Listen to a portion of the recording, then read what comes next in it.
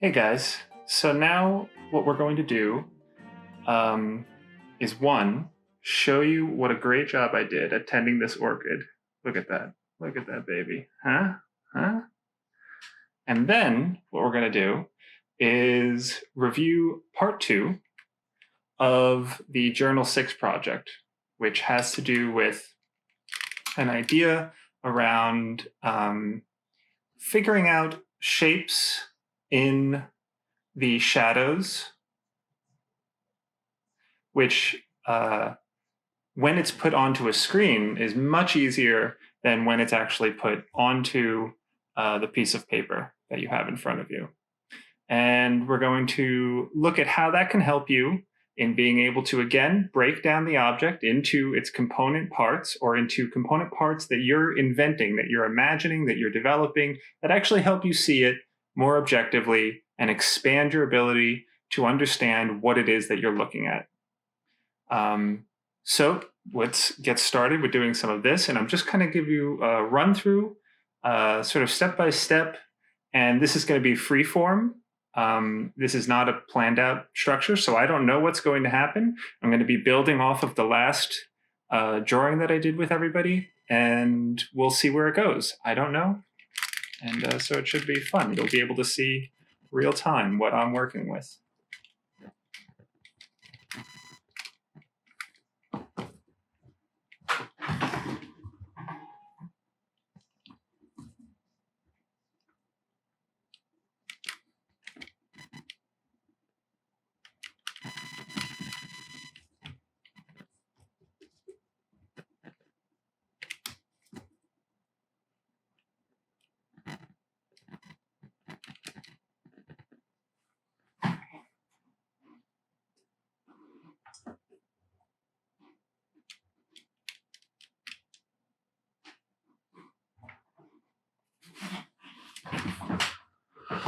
Okay.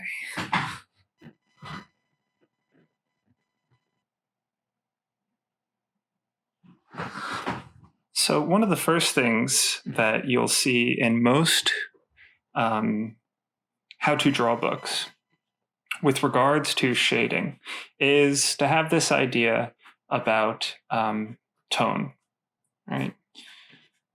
So the value spectrum. And this is, a conventional idea that's sort of so basic that it's almost irrelevant to kind of go over. It's such a straightforward idea. Roughly what I'm doing here is just giving you an idea of what it is that there's this buildup of tonality, right, from light to a darker tone. And all I did was show you using the same pressure on the brush, on the pencil, going from no marks to one set of marks to 2 to 3 to 4. This is basic cross-hatching. One of the other things that is useful to think about when you're beginning an image is what is the brightest area and what is the darkest area. So in this, what I'll do is I'll make the darkest possible color here that this pencil can make. This is a basic HB pencil. And if I'm looking at my arrangement, I might ask myself, what is the brightest area? So that's always going to be the highlight, where the white might be exactly white. And then the darkest area, which it can be difficult to tell. It's often, described that the highlight and the darkest area in a very simplified way on an object. You have your highlight, and the darkest area is not over here, but in this spot in between reflected light and some portion of the way opposite the side of where your highlight is hitting. And that's fair enough. We might have some kind of, you might see a basic structure like this where somebody puts in this shade and you have a shade here. So this would be twice the shade here because this is the darker side. And then you're going to have a darker shade that goes through this section because there's almost always going to be a reflected light that hits this area. And so on the shape that you're putting together, let's try and make it a little more clear. The darkest point is going to be exactly opposite. And then there's going to be a gradation moving away from it where it gets lighter. And the same where there's a gradation moving in the opposite direction of your highlight. The thing with descriptions like this, which you can see in any how-to book, is that most objects are not simple circles. Most objects are not simple and basic shapes. And what happens is when you try to apply lessons like this onto a more complicated object, you're sort of forcing this idea onto your perception of the object. So it's to say that this object here, as I drew it out in the first section of this, well, it is a hammered copper pot. And there's an enormous amount of irregularity in this. And a lot of that irregularity is going to be in a shape that doesn't look anything like a sphere or anything like a cube. It's going to look like what it is, some oblong space, some oblong shape that's really between all of the potential shapes that you have in front of you.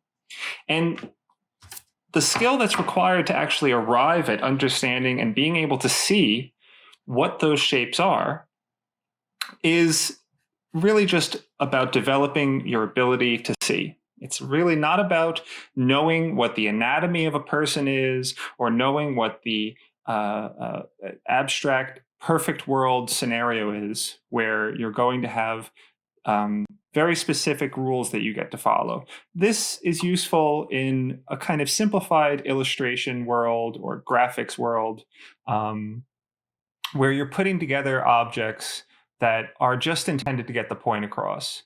But when you're actually applying university level artistic drawing to when you're developing those skills, you're developing the skill to be able to see what's in front of you, which, as we've said in class, is not as directly obvious as we take it for granted in our day-to-day life. Looking at the world is as complicated and as rich an experience as anything that we might otherwise engage in. And there's no half measure to be able to get you there. It's just a matter of putting in the time. And for the rest of your life, you can be looking at the world and gradually learning from doing so. New ways of seeing, new aspects about what's going on in front of you, and learning just from the exercise of looking. So what we're going to do here is I'll begin, and we have our rough shape. I'll just simplify a little bit here with what we started with. And I'll leave in these lines just to kind of give us some background to see what's going on and see where we were. And maybe there's any number of ways that I can begin doing this. So I could look for what the darkest value is. And if I look over here, well, I have my light source. I'll kind of put in where my light source is. You saw it just a minute ago, but the top of it is up here. It's this large bulb. And the bottom of it goes down to here, something like that. So you have this big sphere, and it's pretty close to the side of it, right? And in the middle of the light source is the coil. A couple of circles for the lights that I'm using to illuminate this drawing board here. So the light is emanating in this direction. Great. And what we want to do then is what would happen in a situation like a normal drawing class, how to draw book, is they would do something like say, well, here's your light source, and it illuminates things, and you would have these directional lines of light shooting out across the surface of your image. And like, fine, that's an okay idea if if it wasn't the case that light was bouncing around the whole room and there were other areas, and how it might change if you move yourself across it.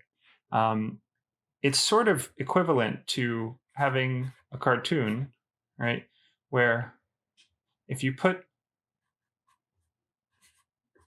a bulb over the cartoon's head, it's to say that he's had an idea, right?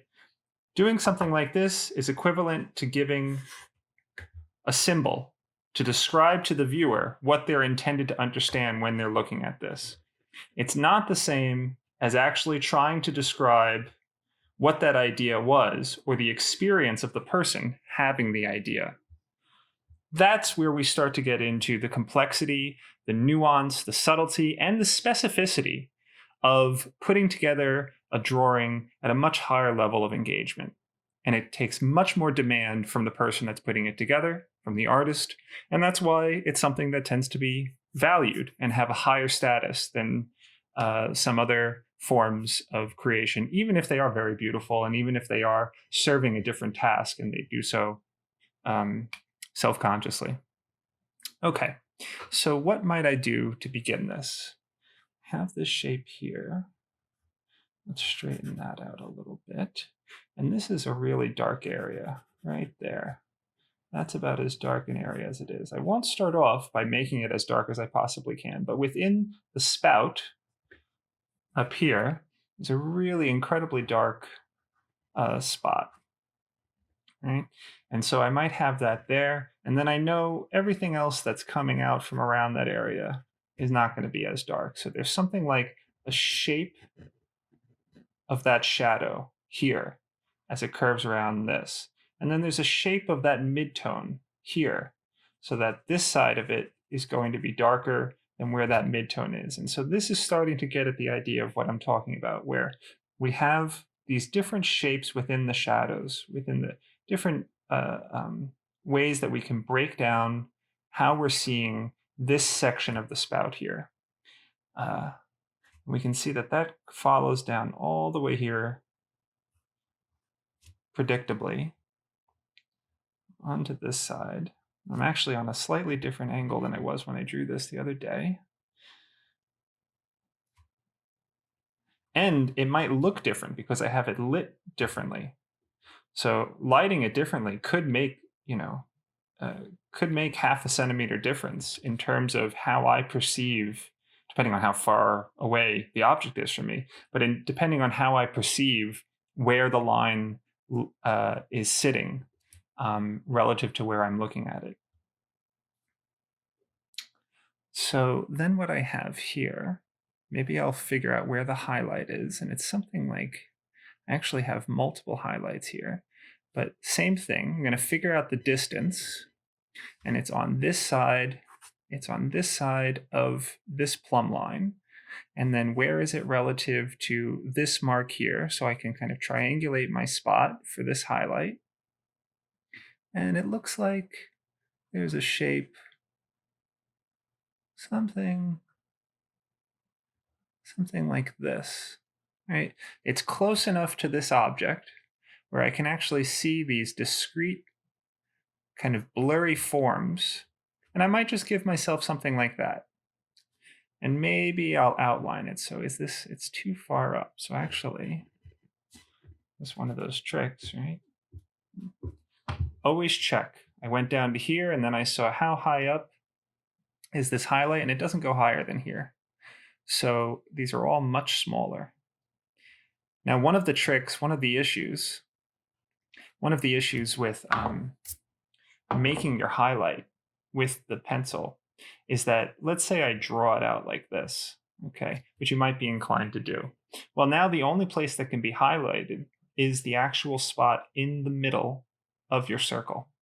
Everything on the outside is likely to be darker, and so you have to have a very light outline there to be able to do this.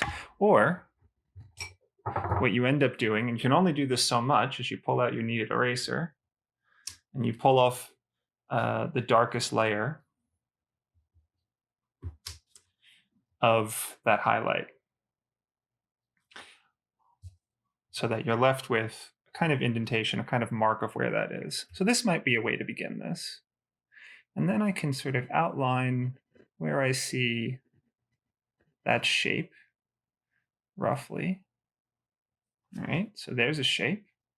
And then there's a secondary, lighter area that's next to it. How far out does that go? All right, and what's it shaped like? Now there's all these indentations in this pot. So I can check where a lot of those are. I can rough hand it in. And I see that there's this kind of hourglass figure that's going on here. And down towards the middle out here. I should probably keep it a little bit, one of the rules from doing the straight lines is that we almost always tend to exaggerate the curves that we see in front of us when we're doing a drawing. Right? And then this goes up here. In this whole area here, as I put this in, this is actually a shadow space. It's not as dark as the shadows that are over here, but it's a shadow that links these highlights with highlights that I'm getting right about here. Okay, and this is from, again, the light that is illuminating this piece of paper. And these highlights are irregular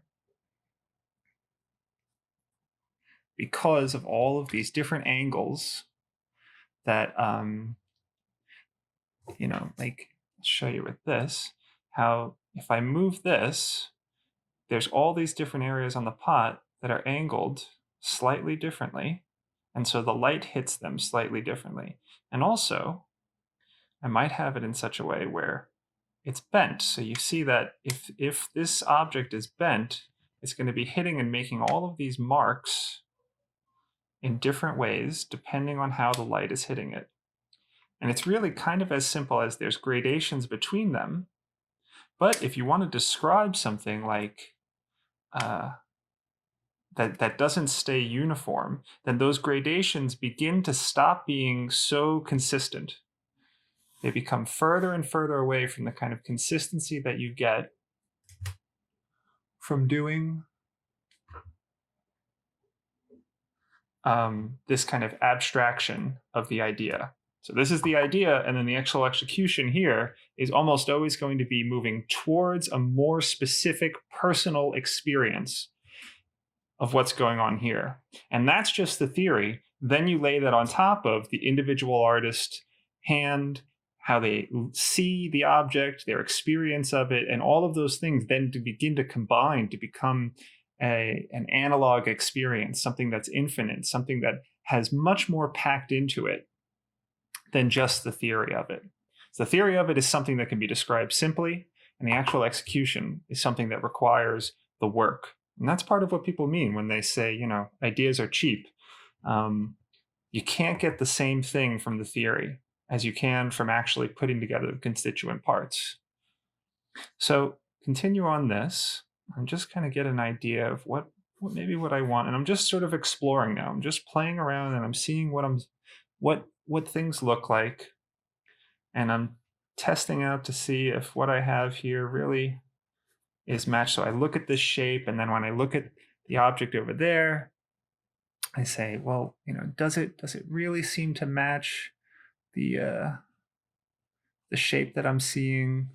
And what can happen here is you start to get to a point where it's difficult to tell whether one area is a shadow or one isn't. And so at some point, once you start to lose track of where that is, you're going to have to begin to put in like a marker about how dark a certain area is. Right? So I know that this is not as dark, but it's also dark. Do something like that, right? And that just tells me that this area is darker, so I don't get lost as I move through this. The other way, and you can just plot these things in, and maybe I'll do this for a little bit, and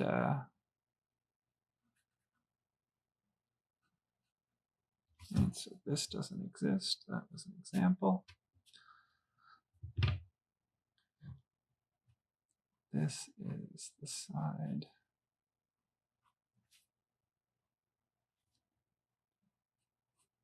of the pot there. Okay. And then there's this curvature that comes through here. What's the angle of that? How far does it come down? It doesn't come down quite to there, so let's just move that out.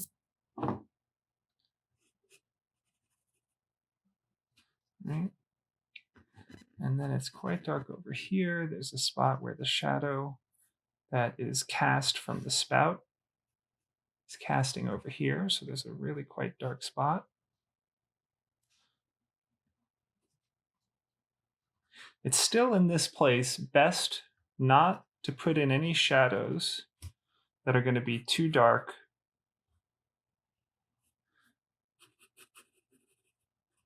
that you can't make adjustments to them. And part of keeping that in mind is that you shouldn't put in a shadow and press into the paper. The paper is made up of fine fibers, and it's not a perfectly flat surface, and that's what is picking up on the graphite from the pencil. But also, you make an indentation in the paper the harder you press down, and the harder you press down, the less likely, the less able you are to actually remove some of that shadow. So this is something else to keep in mind as you're putting this together. Right, so I have a little shadow there, just as a notion. And it's shaped, kind of points there. Okay, and then if I move down here, there's something of a shadow, even though it's in the light, right? Even though it's in the light, it's lighter, it's darker than it is here. And then it's actually darker down here, even more so. So we're starting to get this shape here of where the highlight is, and that's adjacent to a darker shape here.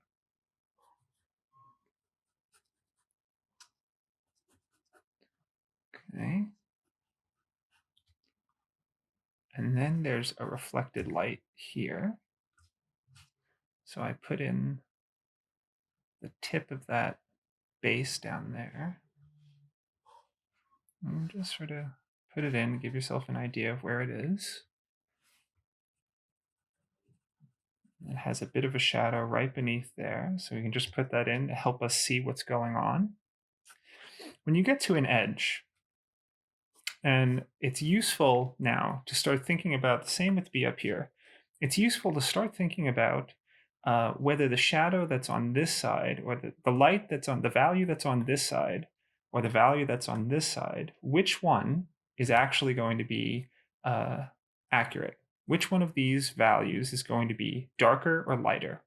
So if I look at, I can't tell actually, looking at this from here, because the top of this, just right about there, and it comes around, what's this distance here? It's closer. It comes around like this, and it's actually up here for me now. It's around something like that. Let's get rid of this so that it doesn't confuse. All right. If they're very close and you just need to make the description, one of the things you can do is put in a shadow that is on both sides. And then where you are sure that the shadow is darker on one side, you can put it there. And where you're not sure, you can try it on both sides. And now you have a place where you're starting to have distinctions that are made here, not just of the line, but of the value between each side. And this is also something that, as an exercise, is useful to practice, to be able to train your eye to see what's going on in those places. So just as an example there. To further that example, I can come over here, and since there is something like a reflected light highlight over here, it's safe to assume that this reflected light highlight is not going to be as bright as the one that's closest to the primary light source, right? So there's one idea from this that we can take over to this, and this is something else that happens where you can make modifications to what you learn, and ideally that's what you're doing. Ideally, whatever it is that you're learning, you're thinking about it, thinking about what's real about it, what's true about it, thinking about how it works for you, so that you can form that conception of the idea for yourself, and then you can basically, put it in your own words. You can say, I either agree or disagree, or I can use part of what's being explained in this exercise, in what I've learned, so that I can apply it in my actual image. So here, this is quite a dark area where it meets, right there. So I'll put that in as a note, okay? And then there's also a highlight. There's another place where you can use your eraser shield, and you might put it right over an area, and then you see you have this mark here, which gives you a little bit of an opening on where that reflected light would be.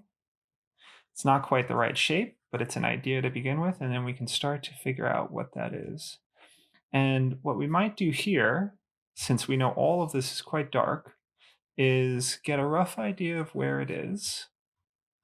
There's this sort of shape. Where does that line up? It's up here. Where does this line up? Well, it's a little bit higher. Okay, so I'll move that up. And this curves around this way. So where's that? Yeah, it's right about there. And it curves around this way and it comes back. So this whole area, and I'll go right off the side, I can give this whole area a value. Right. And this is as good a way to start as any. In fact, this way, it's there's a analogous example in painting where, as I leave these areas open, it's as though these are always going to be the highest brightness. And these will have to become darker at some point. In this way, it's a more kind of, as I plot this in and I say, okay, maybe this is dark and maybe that is dark, I'm going to have to make this darker when I eventually make this area darker. And once I do, you can see how it immediately begins to soften everything and make it feel like it's a little bit more connected in this area, like it might be a part of a single object. This is an important notion as you're putting these things together. When you have all of the lines the same value, if I put this in and all of the lines are of the same hardness, okay, it flattens the object, because you don't have, in real life, when you're looking at an object, the object tends to have an area, say here or here, that is going to be lighter. And I'll try and show you as an example. Okay. So if I'm looking at this object, right, and I have, I don't know if that's good enough. Let's move it in. Zoom. Okay. So looking at this, if I just drew this line that's leading up the edge here with the same darkness, or even up here, right, then it would flatten that whole area. And you wouldn't be able to have a sense of it being in space. So it wouldn't be like going out around the side of it. It would just make it flat right in front of you. Like a cartoon, and that's what happens in a cartoon. You can see how up here, obviously the line would be darker here than it would be down there. And you can see how, as I was drawing, this is actually quite not as sharp of an image as I might like, but because it's blurry, it shows you that this area here is that highlight, right? Then there's a secondary kind of area, which is significantly darker. And then over here, there's this middle highlight that I put in, and you have this kind of curvature, that was the figure 8 sort of shape that's down here. And then there's this curvature of the dark that comes up this way. And this whole area, if I block this off, you can see how flat it looks as compared. You see how flat the edge of that looks, how flat that shape looks as compared with this side. And that's because it's all of the same value.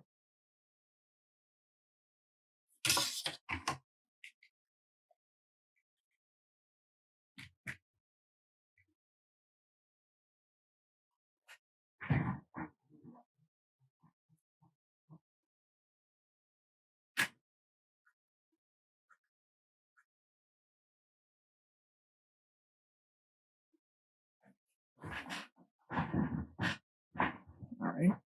So we can continue on this.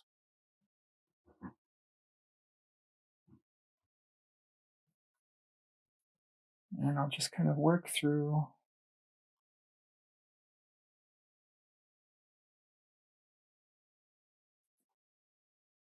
Let's see, through here. What do I want to do?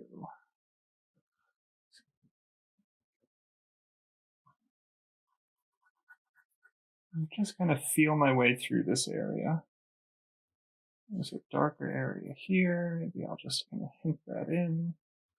It's a much darker area here. On this side, you can start with just, and you could even, part of what I was talking about is you could simplify it. And often that helps the description significantly. You can simplify it to maybe this whole area is just dark, and this area has a secondary darkness, and this area is the bright area. So you break it up into just 3 different parts. It's an option, and it's largely dependent on what you really want to do.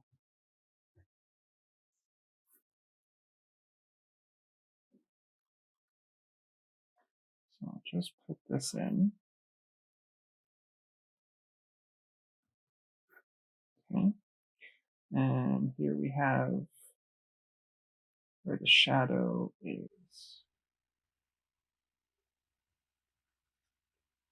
coming off.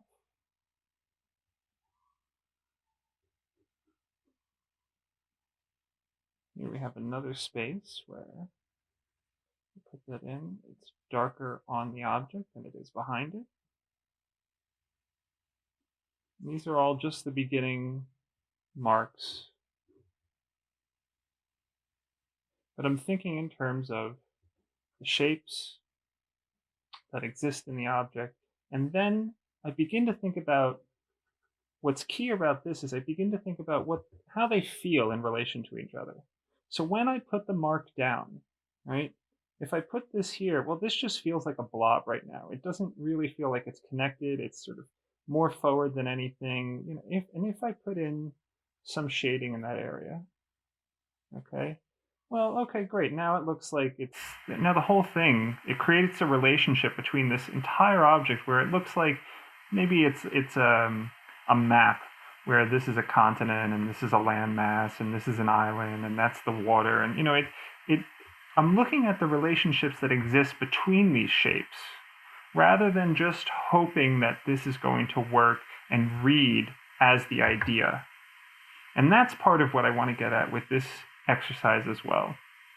As you're working and breaking it down into these discrete specific areas, just that area of the drawing. Well, in that area, what are the relationships between all of these marks? What kind of experience do they evoke when you look at them? How sensitive are you to what's going on between those marks? Not what it is that you want it to do, not your idea about that you're forcing on the object, but just getting in tune with the feeling, with the sensation, with your visual cue, with how you're seeing that shape. And as you do that, things will become revealed to you. You'll start to understand new aspects and qualities and get a feel for putting these pieces together, because there's an infinite amount of information in this object. And it's up to you to start to narrow that down to make a decision about what it is that you want to convey to the viewer, or what it is that you want to discover in the work that you're doing. So I'm just going to continue now. These shapes here on this side. And there's this.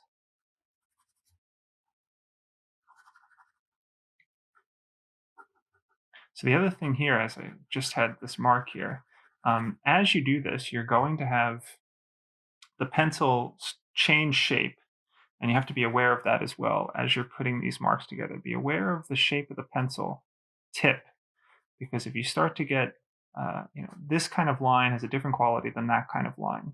And if you're not really in tune with the subtlety, the changes between these lines, then you're out of tune, like an instrument. You're not really kind of locked in to specificity of the qualities of different qualities between those lines. And that's something that becomes very important as well.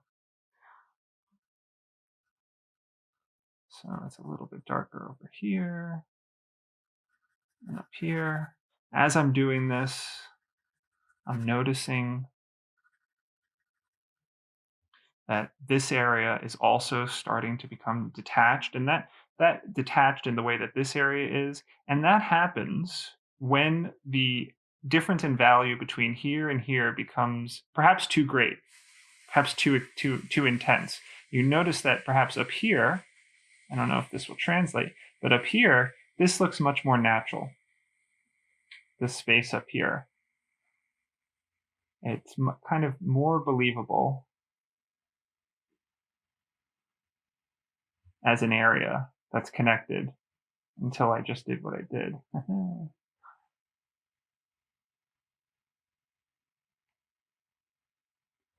And so that's another kind of indication about the value of taking it slow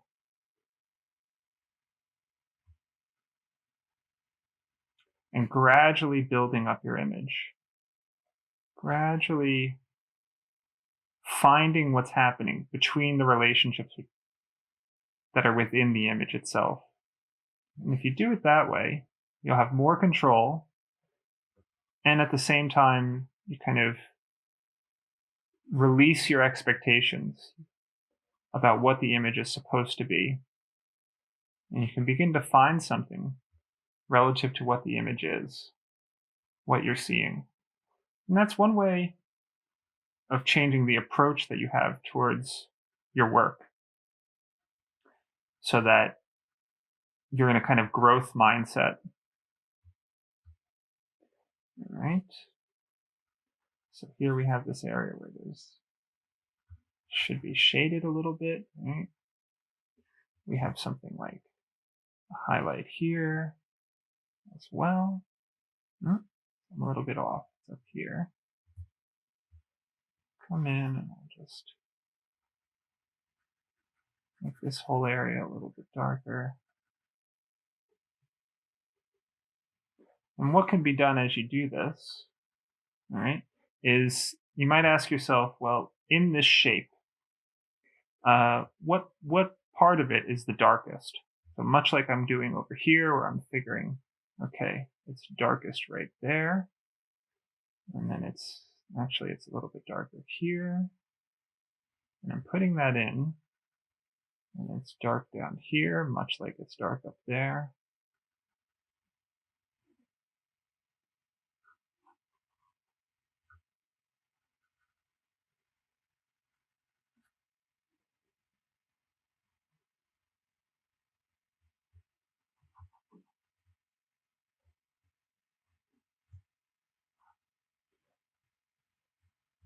There's some places where if it gets overly confused, if you just have a simple mark in one spot, that can help to anchor everything down. It's another reason why to go slowly, because if you leap too fast to this darkness, then you can't make those adjustments. You can't go back, and everything has to be sort of backtracking, which is something you end up having to do anyway, especially if you have an eraser. If you're doing a quick image, it's not necessarily the case, but if you're doing a developed image, then that's part of what's going to go on. So right here, I'm getting to a point where I'm trying to describe what the gradations are in all of these spaces. Right? So we have this where the highlight is. And what you can do is you can start to just take away a little bit around it. Right? And so just from doing that, you'll have a spot in the middle, or a spot in a certain area that's lighter, and around it, as the mark goes away from it. So if I have, to give you an example, I'll have, if you have the same quality of darkness down an area like that, if I start from here and I make my shading line lighter, you start to get that gradation. It can be tricky. It's something that's a feel. You see here, it's a relatively light example there. But it's enough to give you an idea that there's some kind of range of light that's going on. Right? And then you can come back into it and go back down. You can kind of go back and forth for a little while, describing something like gradation. And that's what you would do in a bunch of areas in here. So here we have this. The nice thing about the kneaded eraser too is you can mold it to the shape that you need.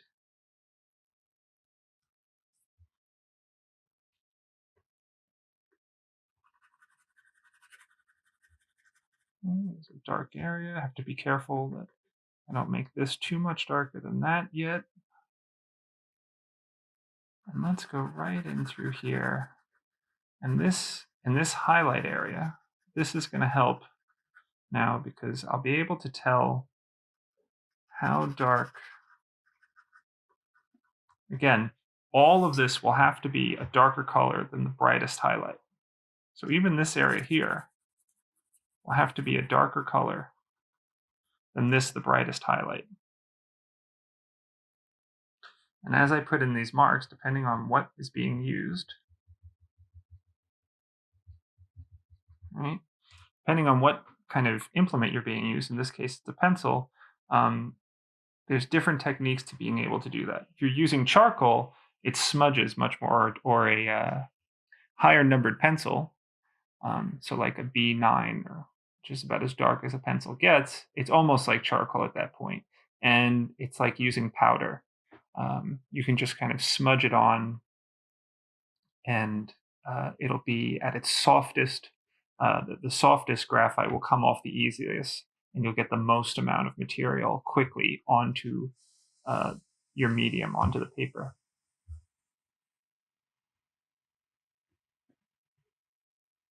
I think here it'll be useful to have a bit of a darkness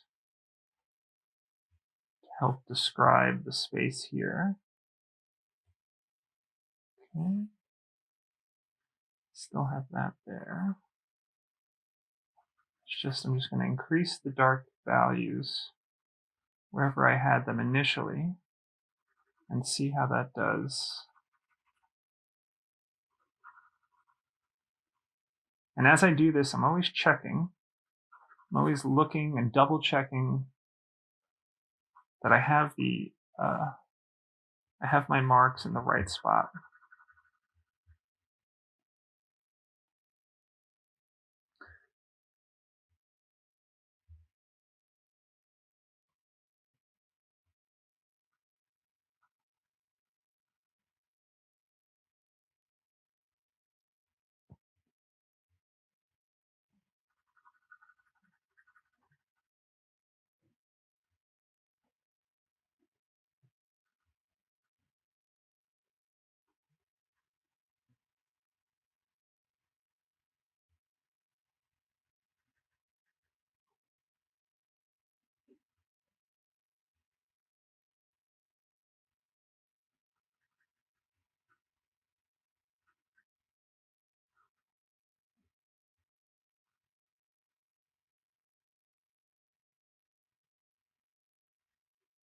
The other thing that I'm doing as I'm putting in these marks, right, is I'm saying, well, what's the furthest point? How does it relate to all these other areas? So I'm not plotting them in the way that I did when I was showing you the lines. The lines going through this are also going to create flattening. But I'm always double checking. Very important to check.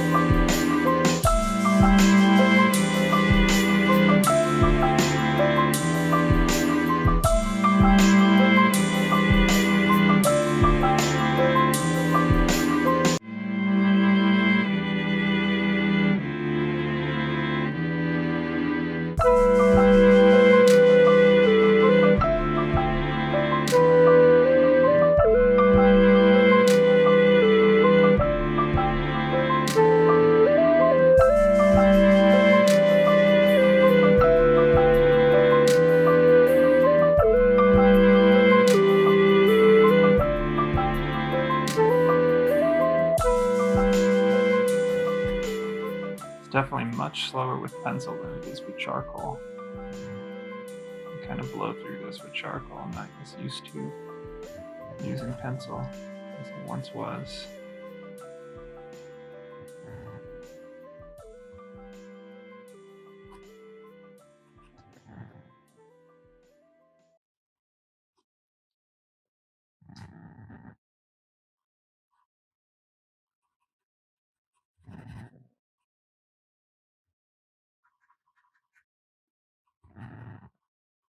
So now, where I've gotten here is that this side of it is starting to look a little bit, starting to resemble, the object that I'm drawing, with some more accuracy than perhaps this side. This side is still in a preliminary phase. And what I also wanted to point out with the exercise is that there are things within this description which maybe we can play with and be creative with. That's something I wanted you to be aware of. And that's one major way of figuring out how you engage with your drawing, and getting more in tune with it so that you make it and find your own, well, what you would call a style, but your own way of experiencing and working through the topic rather than just adopting the ideas or the techniques that you're being given. How do you get to a place where you're starting to really connect with your own experience of the image? And one way to do that, one way to start to get into that is, I'm going to, like, for instance, I'm looking here and I'm just responding to the spots that I think have the most promise or the most interesting right now. And I can play with those and begin to take those ideas that exist visually in those spots and move them around, adjust them relative to where I am with them. So here we have this up here. What do I mean by that, right? So I mean the marks that I'm putting in right here, I'm thinking about them and I'm putting them in relation to an area that I think is more successful. The fact that you think that one area or another is beginning to lead in a certain direction that you're interested in going, that is an indication of your personal interest.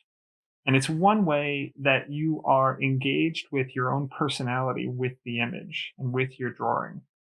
So if I do that this way, okay, let's see. Let's put this in a little more clearly, and I want that to be quite dark. And behind it be nice and light. And then that creates, let's go ahead and play with keeping this here.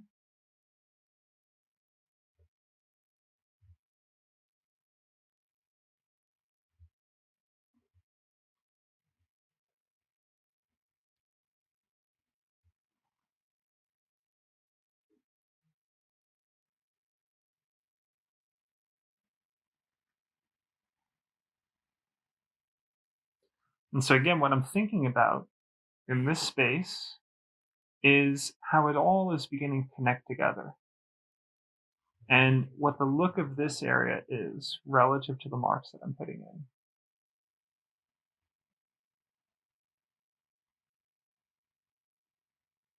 And this shape, right? So I was talking about make one in which the shapes that you're putting in are the features. Like they make a kind of image that is indicative of what you're working on, but comes from the work.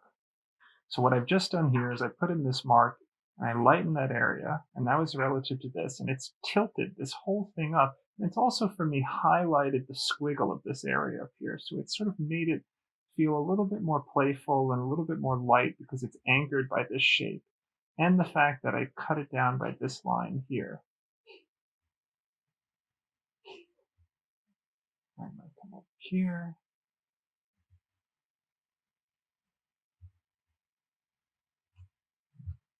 Make that lighter, and I might want to make that this shape here.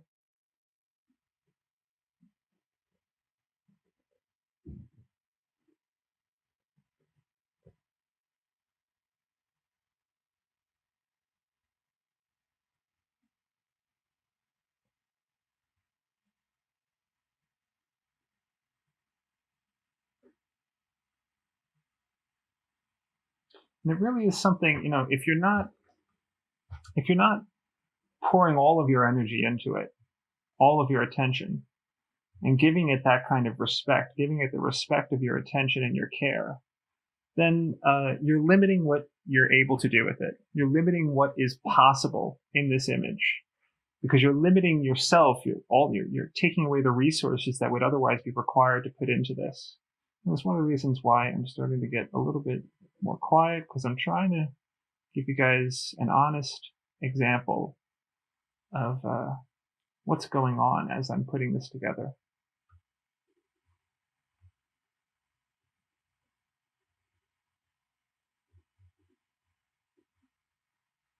And I'm really getting to a point where the marks that I'm making are so dark that it'll be difficult to go back on them very easily.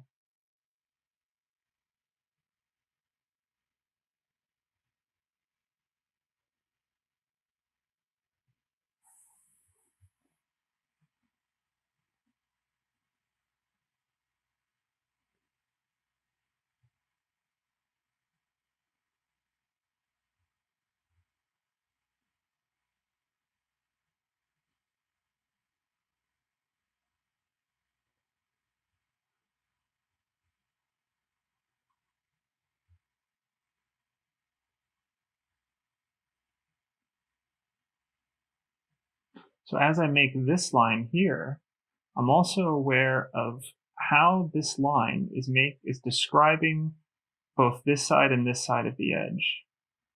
So if I make a line like this, it's just sort of straight. But if I make a line where I'm trying to describe something like an edge, this has the same value, but this line here might be wider on this side and sharper on this side. And that helps give it a better description of an edge, of the shape that's inside of it. And doing so can help make an object appear larger. It can give it a kind of expansiveness. So that's part of what I'm just sort of thinking of as I make this line. I put this in, and this is really like a finishing line. Something that I can change, and I might need to change, but it's also something.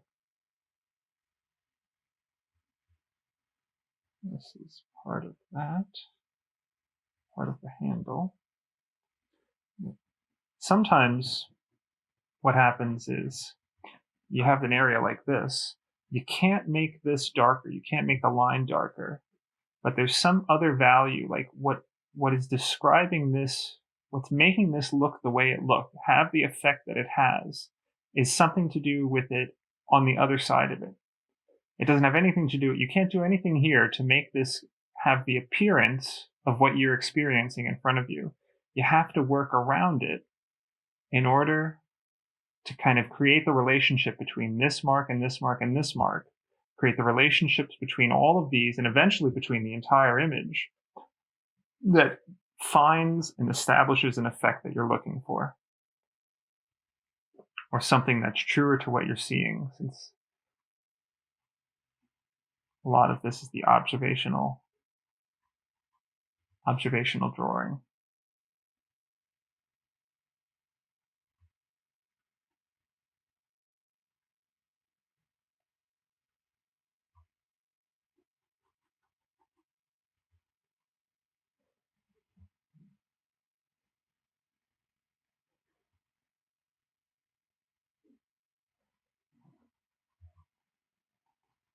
One of the things that you can do as you start to get into different areas is having the difference in the quality of the line.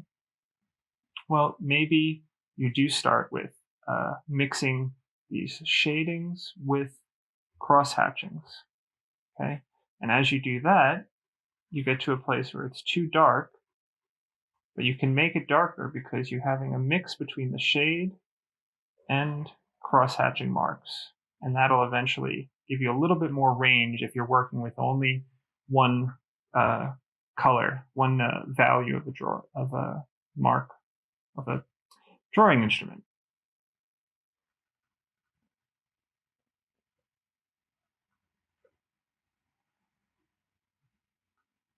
I think this area here is quite important in helping bring whatever is happening up here down into the image. It's part of what I mean by these relationships. Relationships are very important to consider. That's where your sensitivity is going to be in order to really make something that is emotionally evocative as an image. All of that emotional quality that attracts you to art in the first place, so much of that is coming from just being in tune with what's happening between your hand and the pencil, and between your eye and the object, and this one little spot right here. And you do that over and over and over until you build up a bunch of relationships to fit the entire object. And then you have a kind of symphony of effects.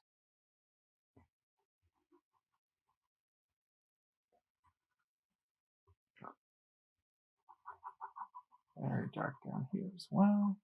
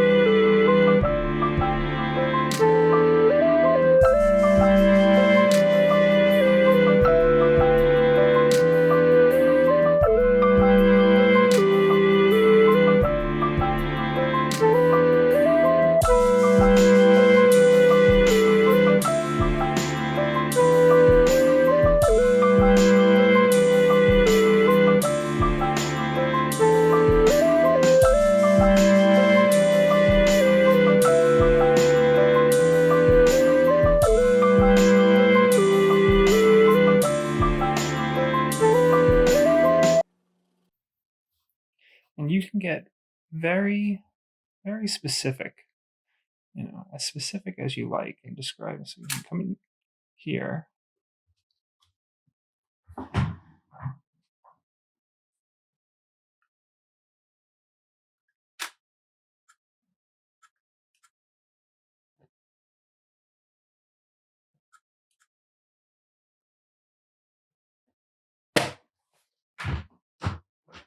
And spend an enormous amount of time just figuring out what this space is quite clearly, making all of these specific marks to try and capture all of the minor indentations and adjustments that are in that space. And you could spend any amount of time doing that. It's not something that I'm going to do now because it is time consuming. But gradually, as you do something like that, you will run into a variety of issues. Most of them around the quality of the material that you have. So perhaps the sharpness of the pencil, your ability to see the different objects. So it can be a good exercise. Let's make that whole thing darker.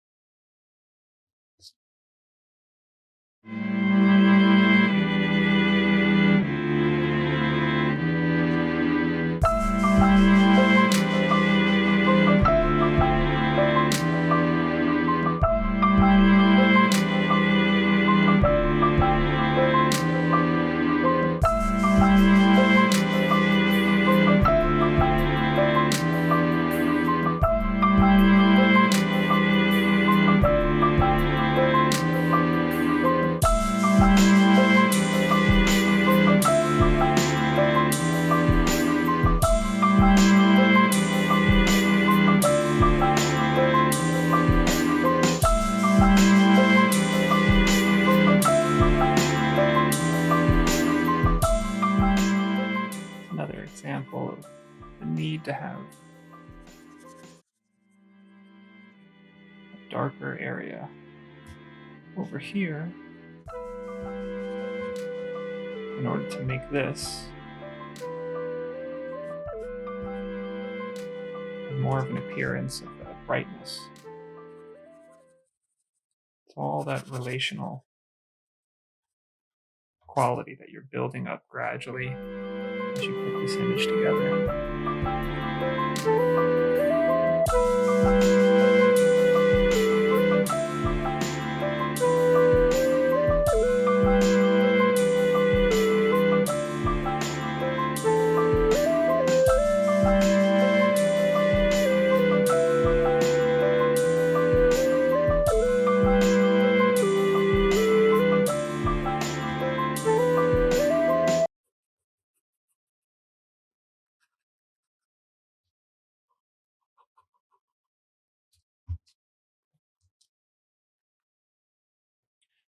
So,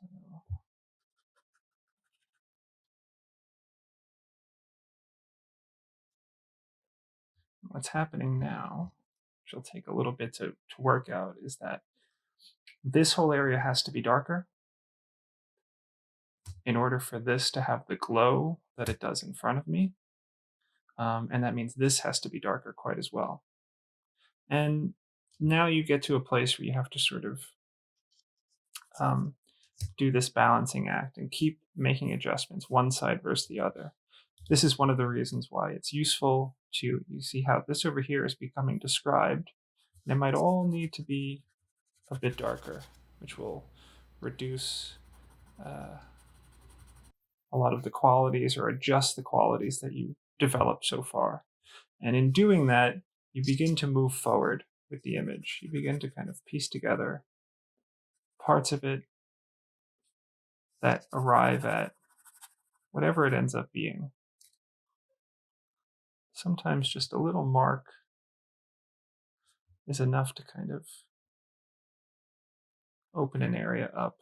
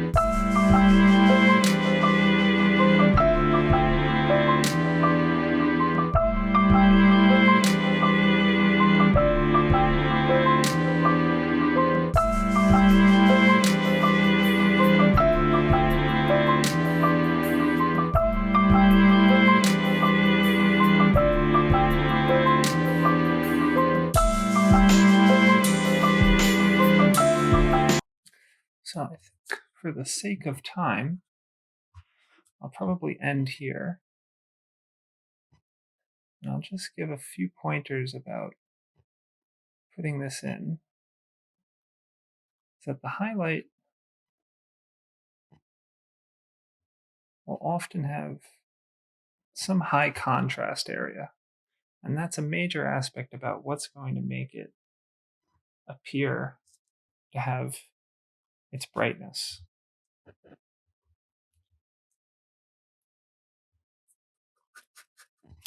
What you can do is gradually build that up so that out here it's darker.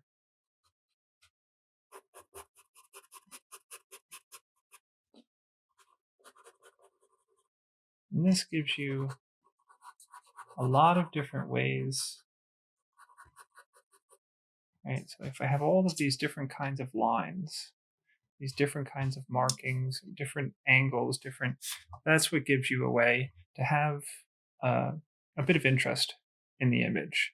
And it gives you multiple different ways of describing the space within it.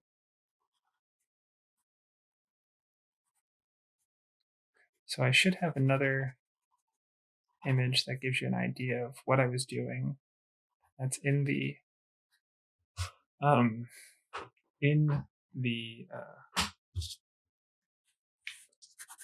handout.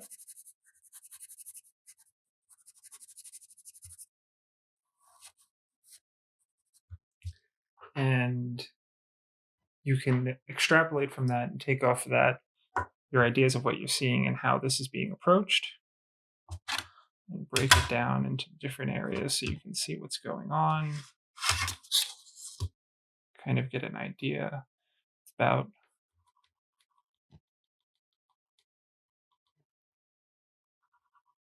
what's happening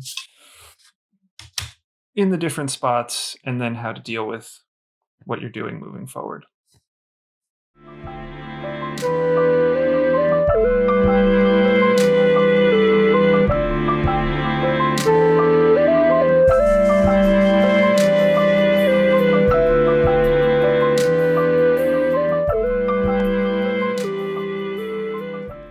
So in this last segment, I'm just fast forwarding through some of the extra work that I did without recording my thoughts for the class, and I just had some closing ideas that I wanted to share with you to help put it into a bit of context, since I understand how confusing and how complicated any of this level of drawing and this level of art making can be.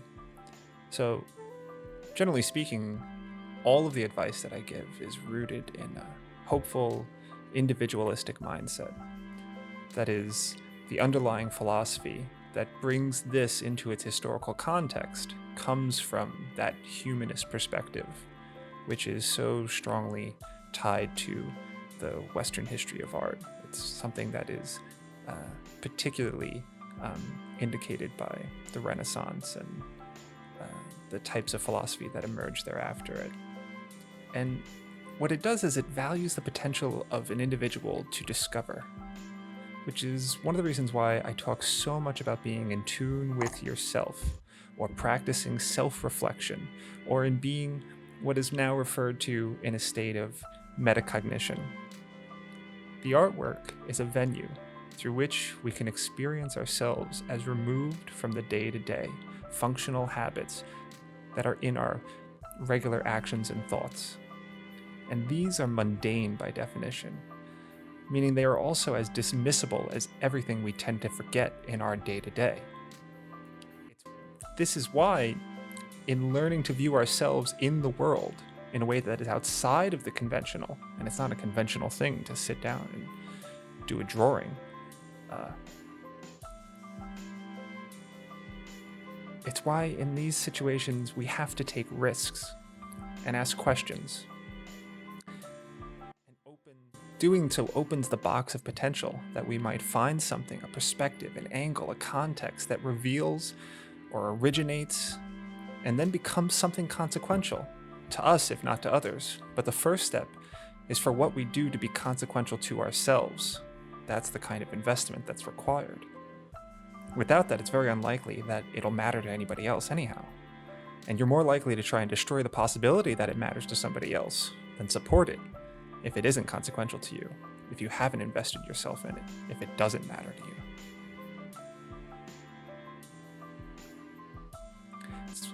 This is among the reasons why I've structured the class in the way that I have. It's that we are variable creatures existing in variable conditions in which changes still have consequences. Now, really, that's just a common sense description of reality. And in reality, when we are making a description of what we see, the variable we have the most connection with is how we feel about the work we're doing.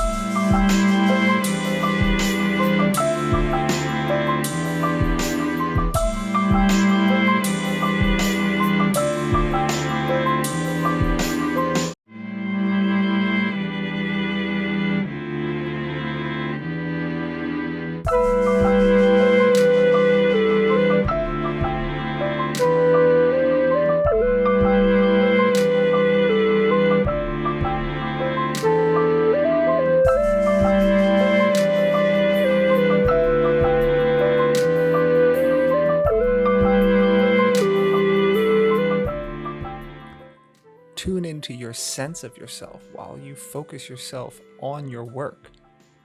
And doing so will be practicing your development of what kind of art you can do.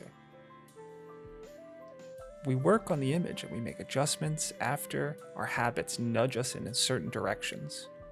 When we make those adjustments, when we make a review of what we've done, we can look for patterns in ourselves and in the habits that have nudged us one way or the other. We often try to avoid those things because it's difficult to change those habits, and I think unconsciously we know it. But those habits don't have to be our own. And when we pay attention to them in this way, when we make adjustments to the artwork, we're not just changing an artwork, we're making a reciprocal relationship with it. And we're making changes to who we are, what we can be. Because when we see what we're able to do in the artwork, when we're able to make some kind of change that we didn't expect we were able to do because we stopped, because we thought, oh, that's not something that I'm really capable about changing, or something I won't be able to do. And then all of a sudden we are able to make some kind of change to it and take some kind of ground moving forward. Then that changes something in us. And it's often something that it's very difficult to see, something that's nearly invisible, because it happens slowly over time. It's a bit outside of our realm of our day-to-day consciousness.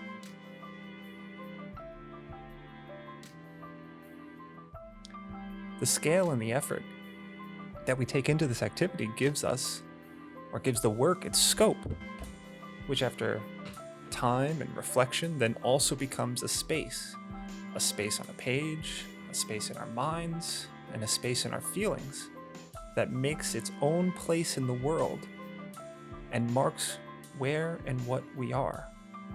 It's not the space of a teapot or the world or any one technique or idea or belief that elevates us or an artwork. It's anything and everything you are in that space on a page that the artwork can capture. It's infinitely sensitive. So getting caught up in techniques or theories about what we should be doing, or what will give authority to our work, or what will make it valuable to others, that's something that is mundane about the making of art, the making of creative content and any artistic production. But it's ultimately up to each of us to decide how we will develop depending on the conditions of our lives. The choices over which often we aren't really in our control. They're not really up to us a lot of the time. We may like to think that they are, but we all know that that's something that we have to take into our normal context. But we can still consider the skills in the context of that when we develop to help us in our art. What is it that we can do in any given moment is the question. And what we can do is always coming out of the context of what we've been paying attention to leading up to that point. And that is built up on a bunch of tiny decisions about what to do in each moment and how to deal with the habits that we've already developed.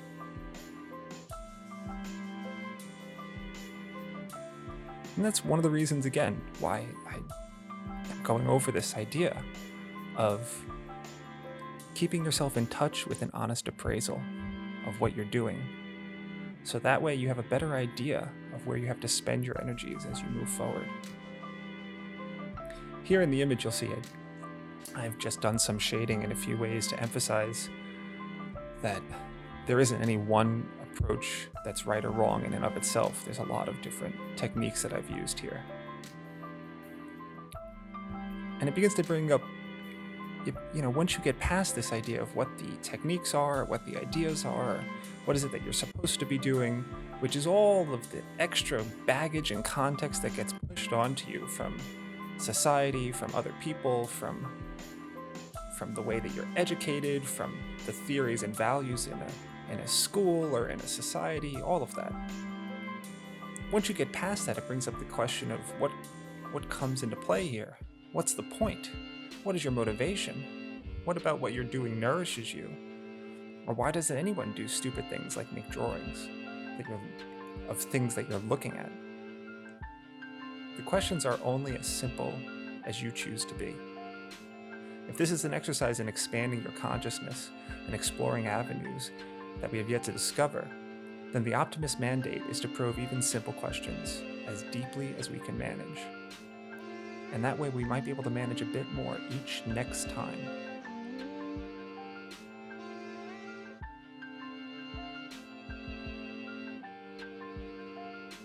One of the important things that I learned in my own personal development as an artist has been seeing how important it is to learn how to recognize the changes in each work, the little changes in each work. Coming to a place where I can stop and feel satisfied with the work that I've done, but then at the same time listening closely enough to hear that maybe there's more in this work than I'm giving it credit for. And by pushing myself past my satisfaction or my desire to move on or take a break or whatever, I'm able to find new and maybe even powerful experiences in each piece that gives me the sense that it's the work beginning to make itself. And in this way, it's earning its own right to exist. The idea that it could exist on its own and communicate with me, showing me new sides of itself over time, if I only develop the ability to listen, is weird, and in fact a rather common notion among certain kinds of artists. In the end, I think perhaps the cost of making something as valuable as art is scaled to your willingness as an artist to give.